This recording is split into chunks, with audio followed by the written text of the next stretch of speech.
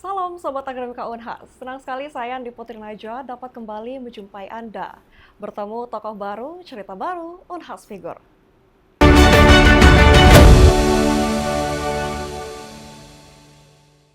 Jika kamu ingin menjadi pemimpin yang menarik orang-orang berkualitas, jadilah pribadi yang berkualitas. Berbicara mengenai kepemimpinan, tentunya ada 3 hal penting, yakni kejelasan, kerendahan hati, dan keberanian. Berbicara kembali mengenai kepemimpinan, sudah bergabung bersama kami salah satu tokoh yang mungkin Sobat Akademika Unhas tidak asing. Sudah bergabung bersama kami Kak Muhammad Arif Rosyid Hasan SKG MM. Selamat siang, Selamat siang, gimana kabar Assalamualaikum. hari ini? Alhamdulillah sehat. Alhamdulillah sehat. Gimana tadi perjalanan menuju Unhas? Kembali lagi nih ke Unhas? Alhamdulillah, tapi kan sering saya bolak-balik ya. Sering Iya. ya. Tapi Gimana? tadi lumayan lah macet ya Macet ya? dari bandara ke tadi sebelumnya ke Cendrawasih ke Tribun, terus dari Tribun ke ya hampir setengah jam juga lah. Oke. Nah, sebelum kita nih bahas lebih dalam-dalam lagi nih, Ya, kita nih Sobat Akademika Unhas tentunya penasaran nih, Kak Arif Rosyid dulu sendiri kan kita ketahui bersama S1 lulusan Fakultas Kedokteran Gigi. ya, Alasan utamanya dulu tuh pas masih sebelum masuk menjadi mahasiswa, kenapa alasan memilihnya kedokteran gigi? kedokteran gigi ya. Iya, Sebenarnya hikmat pada orang tua karena mimpi ibu saya pengen saya atau anaknya itu lanjutin jadi jadi dokter dokter. gigi karena dia dokter. Saya akhirnya diminta lah ya untuk kuliah di Fakultas Kedokteran Gigi. Jadi akhirnya 2003 saya sebenarnya udah kuliah di kampus sebelah, terus 2004 ikut tes ulang ya, dan alhamdulillah Lulus keterima lagi. gitu. Nah, kalau kita lihat juga ini kan catatannya nih seorang Kak Arif Rosyid Hasan sendiri aktif di berbagai organisasi. Apakah aktif di organisasi itu pada semasa kuliah itu udah aktif berorganisasi atau gimana? Ya memang sebenarnya aktif berorganisasi kalau mundur lagi lebih jauh sejak SD ya. Jadi waktu SD itu masih ingat betul ya, kita anggota pramuka ya, dan hampir setiap bulan ada kemah ya. Dan dari situ saya belajar ya berorganisasi, dan puncaknya memang ketika jadi mahasiswa di Kuliah. Unhas gitu, jadi kuliah. Dan biasanya dulu kalau mungkin dari 1 minggu itu cuma sehari 2 hari saya tidur di rumah, selebihnya tidur di Di- BEM, di sekretariat ya. Jadi ya itulah mungkin 3/4 hidup saya berorganisasi ya, dan Berorganisasi. alhamdulillah sampai hari ini masih terus Oke. menjadi penikmat organisasi ya. Nah, tentu kalau aktif organisasi sebenarnya dari Kak Rosyid sendiri apa yang menjadi ketertarikan Kak Rosyid sendiri untuk aktif? Ya berorganisasi bagi saya kan organisasi definisi sederhananya ya, 2 orang atau lebih berkumpul untuk mencapai tujuan yang sama kan gitu. Dan juga dalam agama saya, agama Islam, juga dianjurkan ya bahwa kita itu penting untuk berkumpul ya, penting untuk dan berkumpul itu untuk mendorong kemaslahatan ya, atau mendorong kebaikan, mencegah pada kemungkaran. Jadi hal-hal itu yang bagi saya merasa betul ya ketika berorganisasi. Tujuan kita bisa, walaupun kita beda-beda, tapi ketika kita sampai di organisasi kita bisa merapikan tujuan itu. Kemudian dari situ juga saya belajar bahwa organisasi tidak sekedar berkumpul, tapi kita punya tujuan, kita punya kemaslahatan, agenda kebaikan. Dan juga mungkin yang tidak kalah penting ya, kan kalau dalam Islam itu sholat itu kalau sendiri pahalanya juga pahala sendiri, tapi kalau berjamaah itu Lebih pahalanya bagus. lebih banyak gitu. Nah, hal-hal itu yang saya kira ya menjadi prinsip-prinsip kenapa bagi seorang Arif Rosyid ya berorganisasi itu adalah kebutuhan mungkin ya.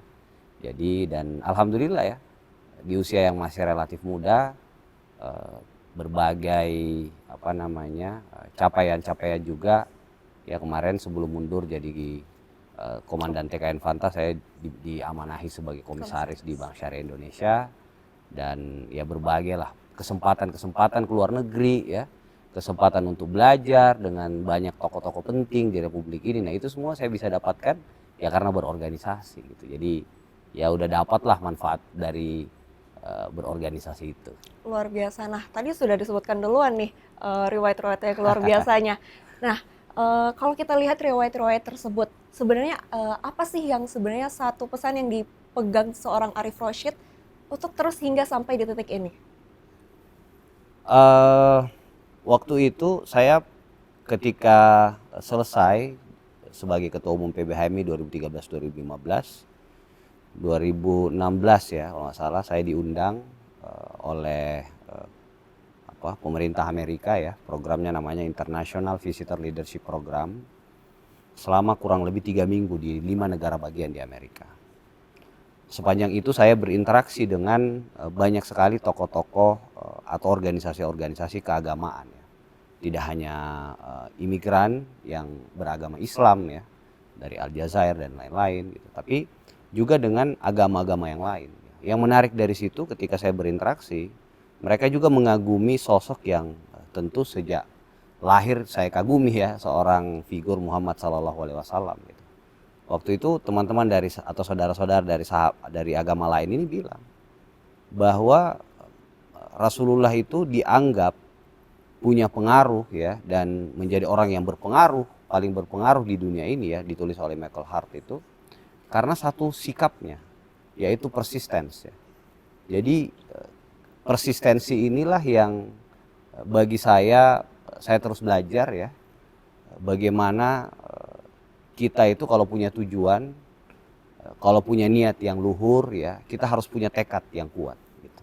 Karena tanpa dan kalau bahasa Islamnya kan istiqomah gitu. Jadi ya kalau bercandanya orang, jadi preman aja kalau istiqomah jadi sukses ya, jadi preman kan gitu. Nah begitupun saya kira kalau kita menjadi orang yang baik ya. Makanya apapun tantangan yang mungkin sebelumnya saya hadapi dan segala macam ya, bagi saya itu ujian hidup ya. Yang paling penting ya begitu kita balik lagi, kita bisa istiqomah ya, dan ya seperti anjuran atau apa yang dicontohkan oleh Rasulullah itu, bagaimana dia persistence. Dia walaupun niatnya baik tapi disalahartikan oleh orang. Kemudian kan banyak itu cerita-cerita dia diludahi, dia ditaruh kotoran di depan rumahnya dan banyak hal-hal yang lain. Tapi itu tidak membuat dia kendor kan gitu. Malah dia teguh sikapnya untuk membawa Islam ini bisa dipahami oleh banyak orang di negara-negara lain gitu. Jadi saya kira sikap itu yang bagi saya penting untuk terus saya teladani ya, persistence, istiqomah, karena tanpa itu mustahil kita bisa sampai ke tujuan yang mungkin kita cita-citakan. Luar biasa. Nah itu kalau misalnya sikap yang dipegang teguh. Kalau tokoh sendiri nih dari Kak Arif Rashid, tokoh panutan yang selama ini menjadi panutan Kak Arif Rashid sendiri itu siapa tuh kalau boleh tahu? Iya tadi Muhammad Muhammad SAW SAW. gitu. Kalau ya kalau yang lain setelah beliau ya saya kira banyak ya. Kalau di Unhas saya punya banyak guru, banyak senior ya, ada Pak Yusuf Kalla ya, Wakil Presiden 10 ke 12. Waktu itu saya masih ingat juga, saya datang bareng beliau di sini ya. Dan waktu itu di Rut BRI-nya Kak Asmawi Syam ya. Jadi beliau juga salah satu tokoh yang banyak belajar dari beliau ya, dan saya kira banyak sekali ya. Ada Dr. Ruslin, sekarang Prof. Ruslin jadi wakil rektor ya. Jadi ya bagi saya semua orang adalah guru ya, semua tempat adalah sekolah gitu. Jadi dimanapun saya berada saya perlu belajar ya, termasuk sama Najwa sekarang kan. Saya juga perlu belajar gitu, karena generasi Najwa Gen Z ini juga punya model sendiri, punya gaya sendiri yang kita generasi milenial apalagi generasi X itu ya tidak, agak sulit gitu memahaminya. Jadi ya saya sih merasa bahwa semua tempat adalah sekolah dan semua orang adalah guru. Luar biasa. Nah tadi sempat di-mention mengenai Gen Z milenial. Kita lanjut aja nih. Seperti yang kita ketahui bersama juga, Kak Arif Rashid merupakan komandan TKN Prabowo Gibran kemarin. Luar biasa. Kita Sobat Unhas TV mengucapkan selamat tentunya. Hasil quick count-nya berhasil nih Pak di Terima karya. kasih. Luar biasa. Nah Kalau menurut pandangan Kak Arif Rashid sendiri, kita nggak bicara politiknya, kita bicara mengenai menurut pandangan Kak Arif Rashid. Pemilih muda itu, pemilih muda menurut Kak Rashid bagaimana tuh perubahannya sebelum pemilu dan setelah pemilu? Iya, jadi pemilih muda di Indonesia ini baru di Pilpres 2024 ini yang jumlahnya mayoritas.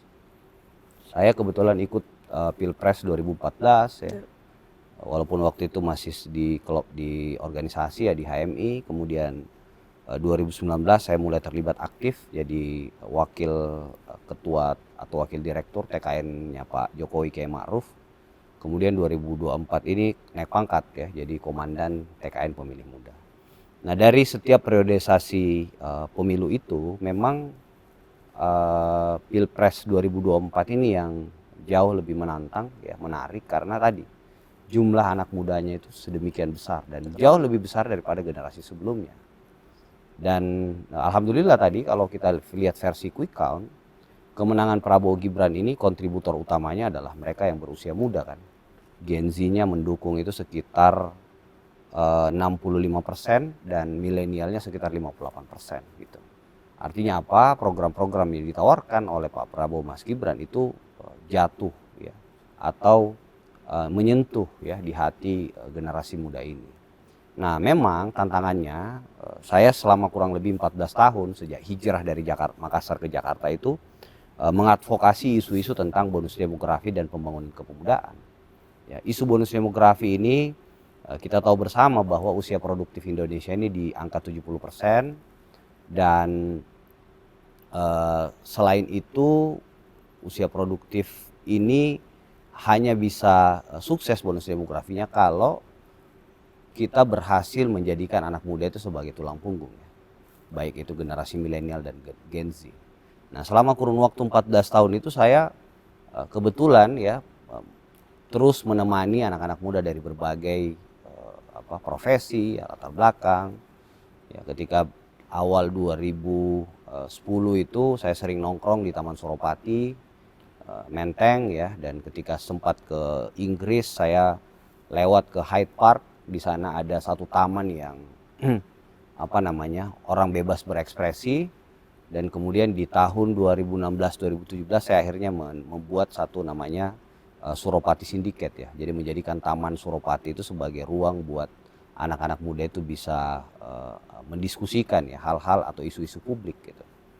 Kemudian berikutnya saya buat namanya Merial Institute ya. Merial Institute ini fokus mengurusin soal anak muda. Kemudian kita buat ISYEF namanya Indonesian Islamic Youth Economic Forum yang fokus mendorong tentang ekonomi masjid ya. Kemudian banyak sekali inisiatif, saya punya juga namanya Millennial Fest ya. Kemudian terakhir saya mendorong sejumlah ketua-ketua BEM dan ketua-ketua OSIS di Jakarta atau Jabodetabek itu untuk mendirikan namanya Centennial Z. Nah, pengalaman panjang itulah yang membuat saya meyakini bahwa anak muda ini di Indonesia ini akan menjadi sesuatu, ya. Akan menjadi lokomotif, akan menjadi penggerak dari kemajuan Indonesia atau Indonesia maju. Ya. Karena potensi bonus demografi ini ya, kalau kita tidak berhasil mengelola, itu akan menjadi the window of disaster seperti negara-negara di Afrika Selatan ya, atau di Afrika ya, atau negara-negara yang ada di Timur Tengah ya, Arab Spring dan lain-lain, karena mereka nggak berhasil mengkanalisasi jumlah usia produktif yang sedemikian besar. Tapi kalau kita berhasil, kita akan bisa menjadi negara seperti Korea ya, yang sekarang orang penonton Korea Selatan itu kan ada di mana-mana kan. Pencinta drakor ya, drama Korea itu ada di mana-mana sekarang kan. Orang makan ramen lah ya, atau tentang anime Jepang dan lain-lain. Jadi hal-hal itu semua yang hemat saya penting ya, tidak hanya kita urusi atau dekati ketika momen Pilpres itu datang, tapi bagi saya urusan anak muda ini karena dia masa depan, maka ini harus ngurusnya ini sepanjang waktu, sepanjang masa. Karena kesuksesan bangsa ini memperoleh Indonesia maju tadi, kalau kita berhasil mendorong atau memberdayakan anak-anak mudanya. Jadi itulah yang saya kira menjadi tugas dan tanggung jawab kita ya setelah Pilpres ini, setelah kontestasi. Makanya kami Yang pertama mempelopori syukuran kemenangan anak muda ya di Postblok kemarin 2 pekan lalu. Kita ngumpulin sejumlah anak-anak muda dari 01, 02, 03. Karena apa? Karena kita hanya merasa bahwa Indonesia maju ini bisa terwujud kalau ada kebersamaan di sana. Ada persatuan di sana. Ada kolaborasi di sana. Jadi ya bagi saya sih pilpresnya udah selesai, ya saatnya sekarang bergandengan tangan ya untuk menyongsong masa depan Indonesia yang jauh lebih baik. Oke, saya tangkap Indonesia Maju atau mungkin sekarang kita sebutnya Indonesia Emas 2000 menuju Indonesia Emas 2045. Kita bakal membahas lebih dalam lagi tapi setelah jeda berikut, Pak, Kak ya.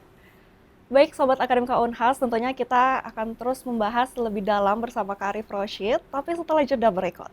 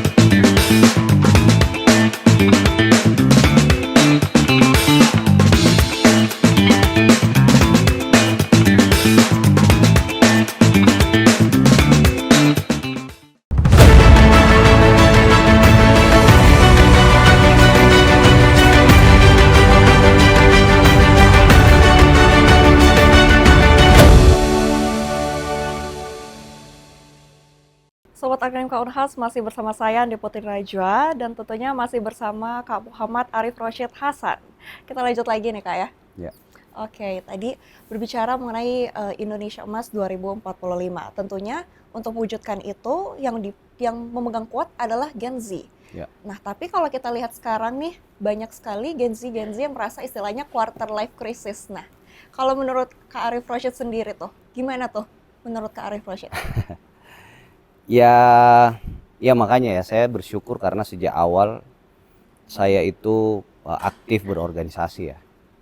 Berorganisasi ini kan tadi prinsip-prinsip dasarnya kita harus sadar bahwa kemanusiaan, kebersamaan itu adalah sesuatu hal yang fundamental ya. Jadi ketika kita tahu bahwa kita ini hidup di tengah-tengah masyarakat, maka kita menyadari bahwa kita punya hak yang harus kita kedepankan, tapi hak itu terbatas di depan hak-hak orang yang lain. Kita punya kewajiban, ya, kita punya tanggung jawab sebagai seorang manusia ya, sebagai seorang anak ya, sebagai seorang teman ya, dan sebagai seseorang yang lagi-lagi ada di tengah-tengah orang banyak. Nah karena itu semua bagi saya ya tadi ya kita mesti memilih lingkungan yang tepat gitu. Karena tanpa lingkungan yang tepat ya, kata anak zaman now toksik ya, kalau toksik kita ada di lingkungan yang toksik itu bahaya kan gitu, harus kita tinggalin. Jadi lingkungan yang tepat, dan bagi saya organisasi kemahasiswaan ya atau organisasi yang saya kebetulan di organisasi mahasiswanya di HMI, di BEM ya, setelah itu saya aktif di HIPMI ya, kemudian sekarang di Kadin ya, banyak kan organisasi-organisasi yang saya kira bermanfaat ya dan penting untuk menunjang mimpi-mimpi kita di masa yang akan datang. Jadi ya manusiawi juga sih itu ya. Tadi mental health itu kan segala macam itu, tapi tadi kita bisa reduksi itu, kita bisa cari lingkungan yang lebih suportif ya, lingkungan yang lebih baik buat kita. Karena satu yang pasti ya teman-teman sekalian ya, kalau kita melihat risetnya World Economic Forum itu, di masa yang akan datang tantangan itu akan semakin kompleks ya. Orang menyebut dengan era VUCA kan. Volatility, uncertainty, complexity, dan ambiguity. Nah ini hanya bisa kita keluar dari persoalan-persoalan itu kalau kita punya soft skill. Ya, soft skill itu leadership ya, kepemimpinan, ya public speaking, ya, kemudian interaksi dengan orang lain, ya, kemudian bersosialisasi. Jadi hal-hal itu yang saya dapatkan cuma-cuma di organisasi. Itu makanya kalau teman-teman sekalian ya yang Gen Z ini masih punya kesempatan, saya kira cari lingkungan yang tepat, cari organisasi yang bisa menopang karir ya di masa yang akan datang dan bisa membuat ya kemampuan kita, soft skill, hard skill kita itu bisa lebih baik. Jadi Karir Project sendiri merekomendasikan kepada Sobat Akademika Unhas untuk ikut aktif ya di organisasi? Betul, wajib hukumnya. Wajib hukumnya. Wajib. Nah, kalau kita beralih lagi nih, kalau kita sekarang melihat kan perkembangan semakin pesat, teknologi makin pesat, munculnya AI. Ya. Nah, anak muda sendiri tentu menjadi tantangan untuk kedepannya karena banyak sekali isu bahwa banyak sekali pekerjaan-pekerjaan kedepannya akan digantikan oleh AI sendiri. Menurut Kak Arif Rashid, gimana sebagai anak muda, generasi muda untuk menghadapi tantangan AI tersebut? Ya. Jadi teknologi itu kan seperti yang banyak disampaikan orang ya, bahwa dia itu semacam pisau bermata dua ya. Jadi dia bisa dipakai untuk memotong buah ya, untuk kita makan, potong sayuran, potong daging ya. Tapi juga bisa dipakai buat bunuh orang kan gitu. Nah, jadi makanya kita harus pandai-pandai tadi menggunakan sesuatu yang bagi kita sendiri ini di luar diri kita kan gitu. Ya, saya misalnya ya selesai doktor itu ya sedikit banyak karena saya bisa menggunakan AI itu dengan baik gitu ya. Ketika saya cari referensi, saya tanya ke AI referensi apa yang menunjang disertasi saya, semuanya keluar. Gitu. Kemudian saya menulis ya dalam naskah disertasi saya.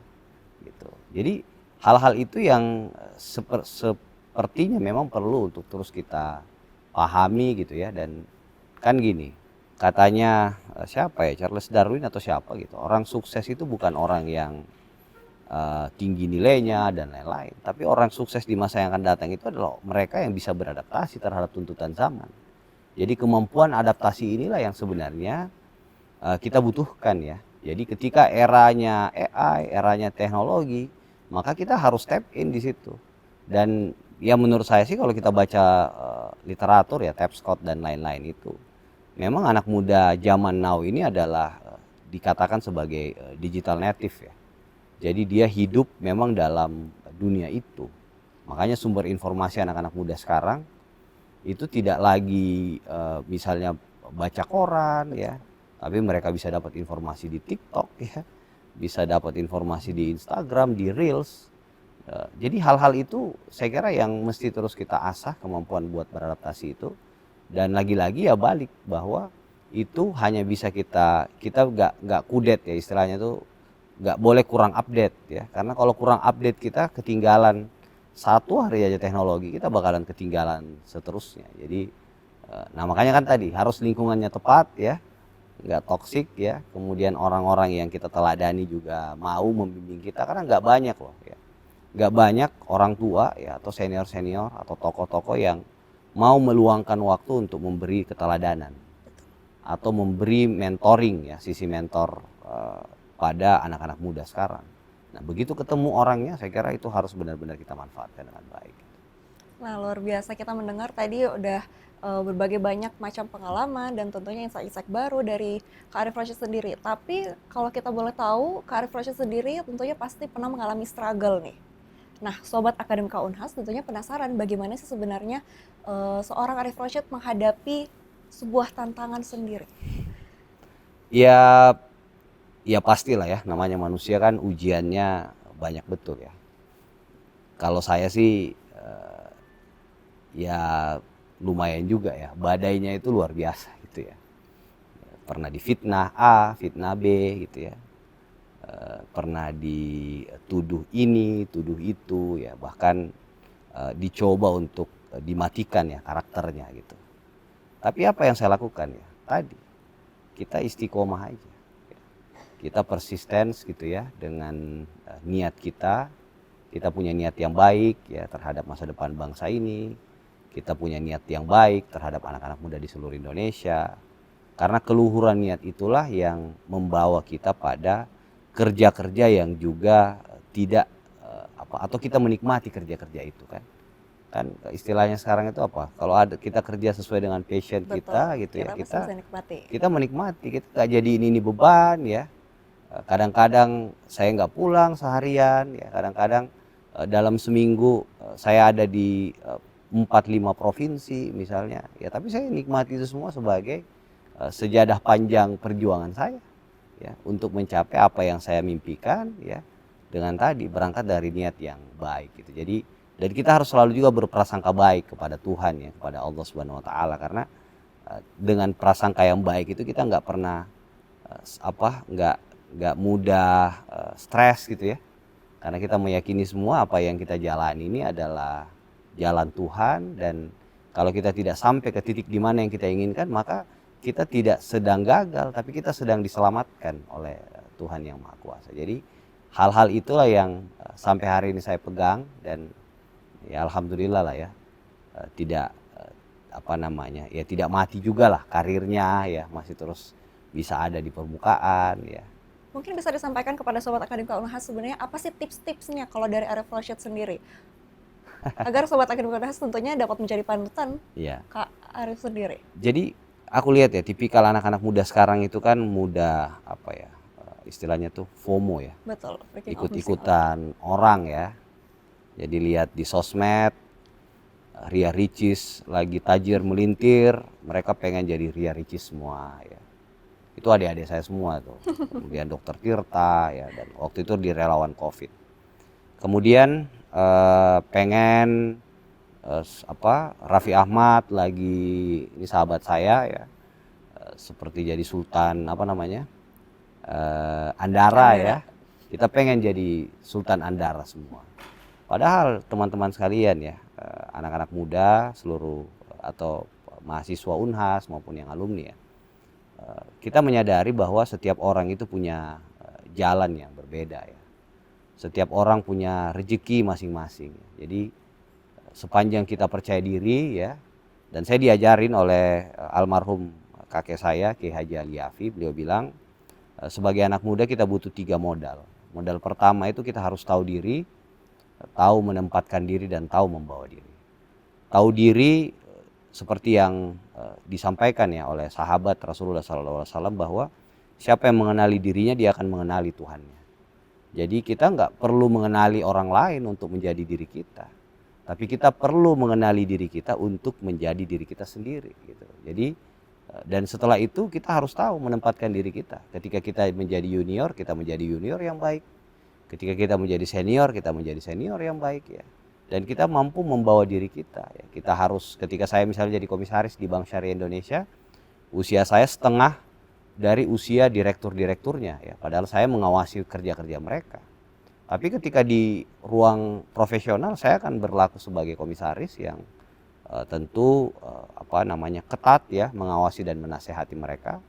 Tapi ketika di ruang yang berbeda, saya perlu menjadi anak muda yang belajar ya, menjadi seorang bankir gitu. Apalagi latar belakang pendidikan saya kan berbeda kan. Betul. Gitu. Artinya sekali lagi kita mesti tahu diri ya, tahu menempatkan diri, dan tahu membawa diri kita. Luar biasa. Nah, sebelum menutup perjumpaan kita pada hari ini nih, Kak Arif Rashid mungkin bisa sampaikan kepada Sobat Akademika Unhas, jikanya nanti 5 tahun ke depan Kak Arif Rashid menonton lagi tayangan ini, apa yang ingin Kak Arif Rashid sampaikan? Ya, mudah-mudahan ya Sobat Akademika Unhas, mudah-mudahan saya istiqomah ya. Apa yang saya sampaikan ini bisa saya pertanggungjawabkan ya. Karena manusia itu kan katanya yang bisa dipegang itu omongannya ya. Jadi bagi saya, dan itu yang tadi yang saya sebutkan tadi ya, sosok persistence ya, teladan, istiqomah, itu kan kata-kata kunci yang mudah diucapkan, tapi rasa-rasanya untuk kita lakukan itu banyak sekali tantangannya. Luar biasa. Baik, terima kasih banyak Kak Arif Makasih. untuk waktunya pada hari ini. Baik Sobat Akademika Unhas, demikianlah perjumpaan kita pada hari ini. Tentunya banyak sekali insight baru yang kita dapatkan. Yang bisa saya tangkap ialah kita sebagai generasi muda untuk mewujudkan Indonesia maju, Indonesia emas 2045.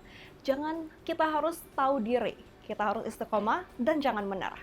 Saya Putri Najo, wakil kru yang bertugas pamit undur diri dan sampai jumpa.